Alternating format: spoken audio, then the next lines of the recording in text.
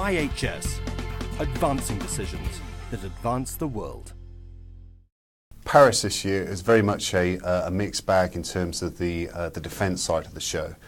It's very much overshadowed by the commercial side of the show in terms of big multi-billion-dollar announcements. On the defence side of the show, there were no multi-billion-dollar announcements, which kind of led to a number of the larger companies such as Boeing, Lockheed Martin, BAE Systems, either deciding to stay away from the Paris Air Show in terms of their defence coverage, or to kind of very much reduce their footprint in terms of the amount of personnel and briefings that they had at the show.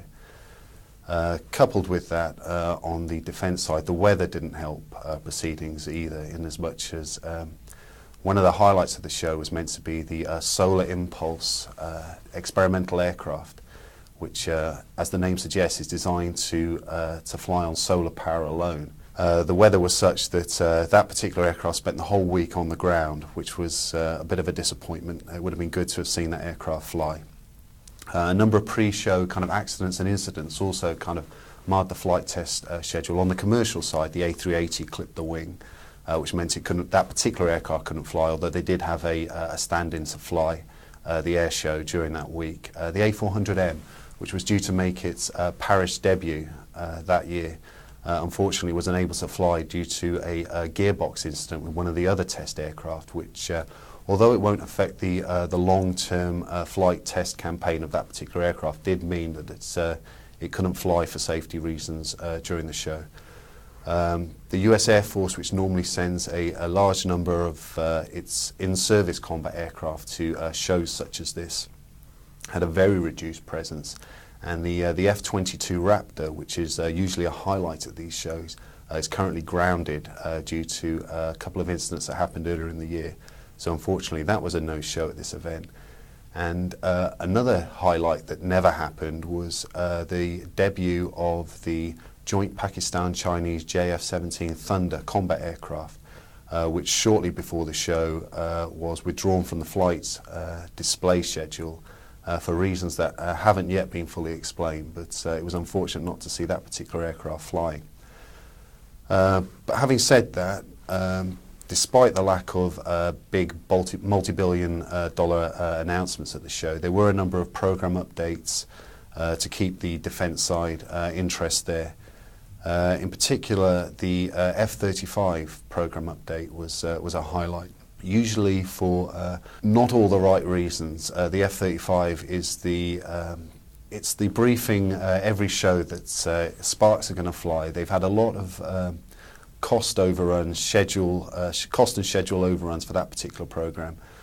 But this year it was something of a good news story, in as much as they've turned the corner in terms of flight testing for that program. They're ahead of plan for 2011.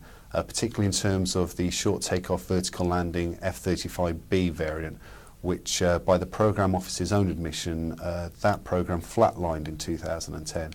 But this year, having made just 10 vertical flights in 2010, they're already up to, I think, 110 vertical short takeoff and vertical landings this year, which is well ahead of plan. And the programme overall is 100 flights ahead of plan for this year.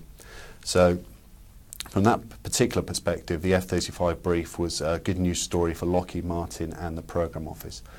The one issue they've yet to resolve is one of overall sustainment costs for that programme.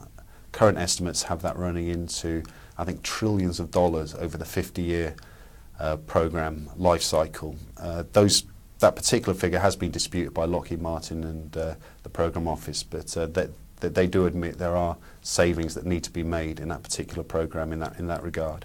Whereas there weren't many, or there weren't any huge contract announcements at the show, there were a number of teaming arrangements that were announced at the show. One of the highlights was the teaming arrangement announced by Airbus Military with regard its recently unveiled C295 airborne early warning control aircraft.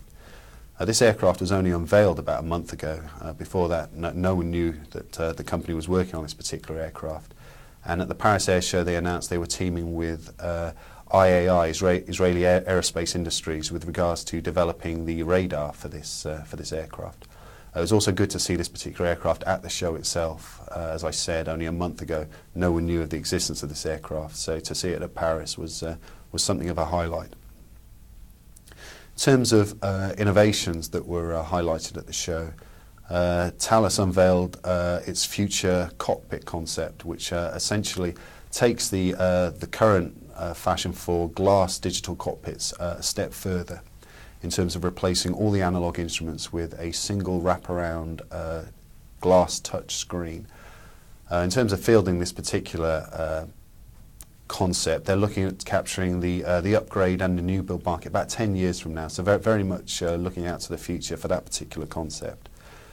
BAE Systems was highlighting its blast counter brownout system, which essentially is a flying aid for helicopter pilots in dusty and sandy environments such as Afghanistan. So it's very pertinent at the moment. There are a lot of accidents caused by pilots losing visual reference during the landing and takeoff phase of helicopter flight, and this system that BAE Systems has developed is designed to give the pilot visual reference in terms of symbology in the cockpit, so as to kind of negate the accidents that are happening as a result of brownout. UAVs that were highlighted at the show include the Schiebel camcopter, which actually flew at the air show. It flew at the air show for the first time 2 years ago. UAVs, by their nature, they don't make for very exciting air displays, but to see it flying at the show, it's interesting to see in terms of proving the technology and the concept. So that flew for the second time at this year's Paris, and yeah, it was good to see that particular aircraft flying. Dassault and BAE Systems were promoting their Telemos and Mantis concept, which is a joint French-UK teaming project with regard to a future medium altitude long endurance UAV requirement for the UK and French Ministry of Defence. It's based on the BAE Systems Mantis UAV, but they're still waiting for the programme requirements to be released by the respective Ministry of Defences at the moment. So the kind of guise that particular aircraft will take once those requirements are released will probably change somewhat from the Mantis, but it was good to see both companies promoting that system. And of course Telerion, which is the EADS, the European probable entry into that joint French-UK market as well, was also on display at the show in the static display. A very interesting feature of UAVs was one of the offerings on the Chinese AVIC stand. They had a model there of their concept medium altitude long endurance UAV. I think it's called the Wing Loon, which is essentially, certainly physically speaking, is an exact copy of the General Atomics Predator Reaper class UAVs as currently operated by many of the Western Air Forces. There are a number of show debuts at Paris this year. I've already mentioned the C-295 Airborne Early Warning Control aircraft. That was on static display at the show. The US Marine Corps' Bell AH-1Z Viper attack helicopter also made its debut at the show. It's due to make its operational debut later this year with the US Marine Corps, probably in Afghanistan, but that was good to see that at the show. The A400M, as I've said, was meant to make its flying debut at the show. Unfortunately, we didn't get to see it fly at the show, but it was on static display. And the issues that precluded the flying display won't affect the long-term flight test campaign for that aircraft. The Eurocopter X3 hybrid helicopter made its flying debut at the display as well. Essentially, this is Eurocopter's answer to a global drive to increase helicopter speed. Essentially, it looks like a conventional helicopter, but with two small propellers on stub wings to provide forward propulsion in high-speed flight. So that made its display debut. The Bell 407 attack helicopter was a first for the show as well, as was the Sikorsky CH-148 Cyclone for the Canadian Armed Forces. That's been a somewhat troubled program. It's billions of dollars over budget and years behind schedule. But they took time out to bring it to the show on static display, and Canada should be receiving its first interim standard aircraft sometime later this year, so that was all good. It was interesting as well from a defence perspective with this particular show. A lot of the companies there were promoting their products on the back of the current Libyan operations. Eurofighter had RAF pilots at the show talking press through a first air-to-ground campaign for the Typhoon. Also, RAF Tornado pilots were at the show talking the press through their role in the current, on the ongoing operations.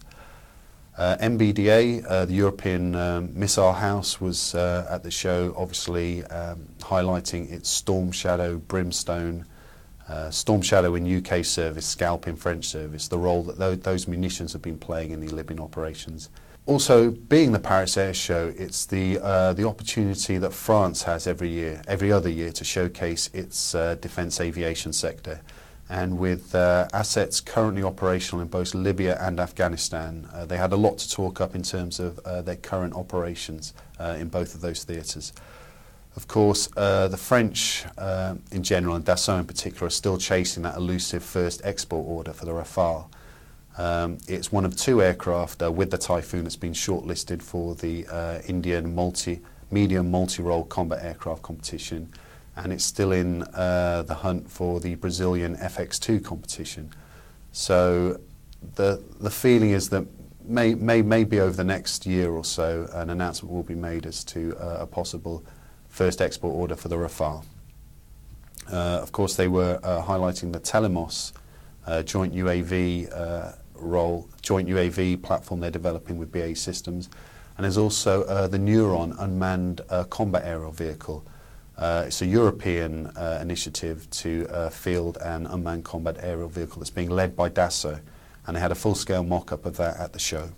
The real message to take away from Paris this year is what can Paris Air Show do to maintain its preeminent position as the foremost defence aviation event globally, particularly in terms of declining European and US defence budgets, mirrored by the increasing defence budgets in the Asia-Pacific regions and Russia, Middle East and the Far East as well.